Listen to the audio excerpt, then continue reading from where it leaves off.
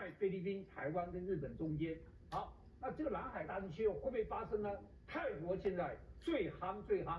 的预言家Prai，好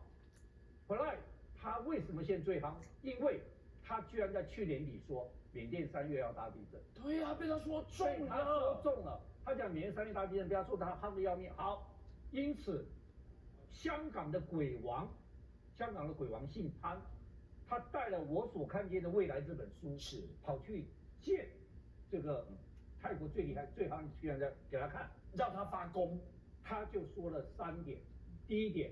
这本书我从来没看过，我从来没看过，是你拿给我，我第一次看到。对。第二点，7月日本会地震。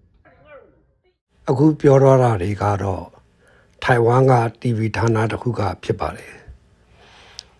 သူတို့ကဘာတွေပြောနေတာလဲဆိုတော့အဲ့ဒီအမျိုးသမီးကထိုင်ကဖြစ်ပါတယ်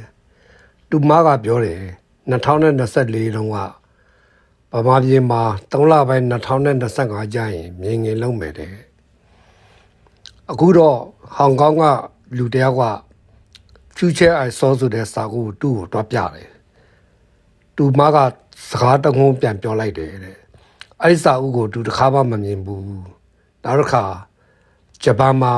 9လပိုင်းကျရင်မြင်ငယ်လုံးမယ်တဲ့ကျွန်တော်မိတ်ဆွေတွေရောဘယ်လိုယူဆပါသလဲအောက်မှာ comment မှာရေးပေးကြပါနော်